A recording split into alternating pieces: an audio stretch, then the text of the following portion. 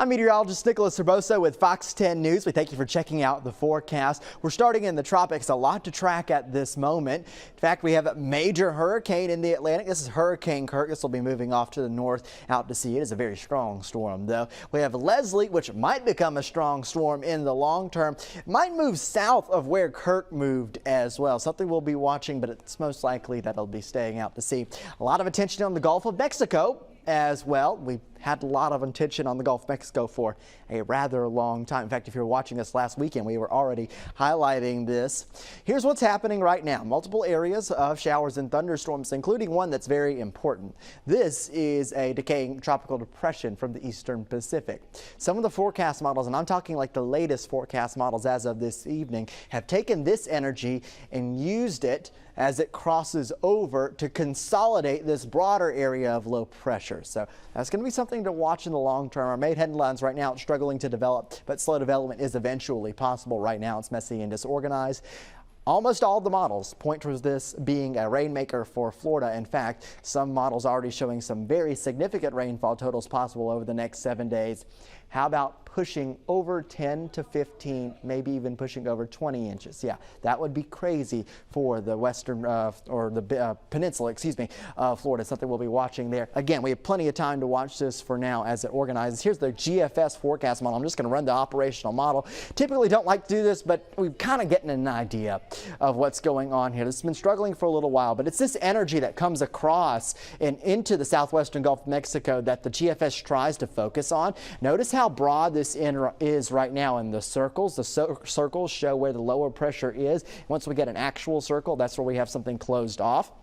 But still, you see it's very broad for quite a bit of time here. This is all the way until next week, Tuesday. And the good news is this is going to likely stay south of the central Gulf Coast. The reason we're somewhat confident in that is because we have a front that pushes in here. You can see how clear it is. We have a front that pushes in drier air, keeps all this to the south of the Fox 10 viewing area.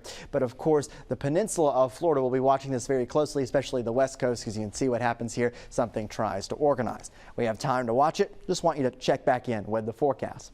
What's happening for us locally? We have tropical moisture coming our way tonight into tomorrow. Now, it's not a tropical system or anything, but it's going to bring us some rain. Have a high rain chance for Friday, mostly in the first half of the day, then things start to pull back. I mentioned a front. Well, it doesn't look like it's here until Tuesday or Wednesday here. You can see how this happens. Temperatures pull back from upper 80s to lower 80s locally. That'll be a very pleasant forecast. Our morning temperatures, hey, we're getting close to the 50s. In fact, some places might get into it, especially towards the middle and end of the upcoming week. So you see a steady stair step down there in those morning low temperatures.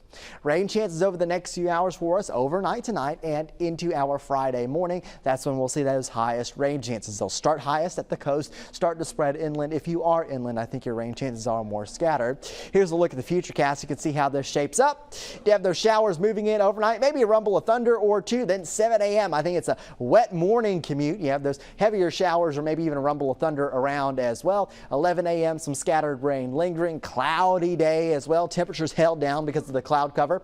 Then 4 p.m. there we go. There's a couple showers lingering, but this thing is clearing up, and that's a good thing to see because we have Friday football on the Gulf Coast and we all want to get to that. 8 p.m. just some clouds lingering around. It looks like a better picture for us. We'll keep an eye on things though.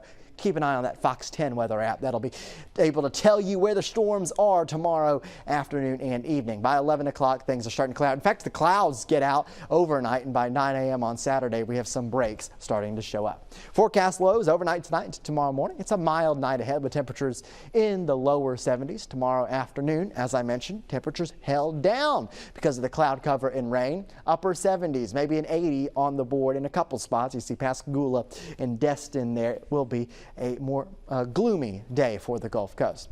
Here's our outlook over the next 7 days. I have that rain chance on Friday. We'll be watching the Gulf, especially into early next week, but most indications are that the front keeps this thing south of us. Folks that are in the peninsula, west coast of Florida, want to watch that. Temperatures do take a knockdown after a likely front passes through our area. It's not going to be frigid, cold fall air, but it's going to be just a little bit better. Temperatures in the lower 80s. Those morning temperatures right around 60 degrees. Looking at our 10-day outlook here, you can see we push it all the way with temperatures in the afternoon right around 80 towards the end of next week.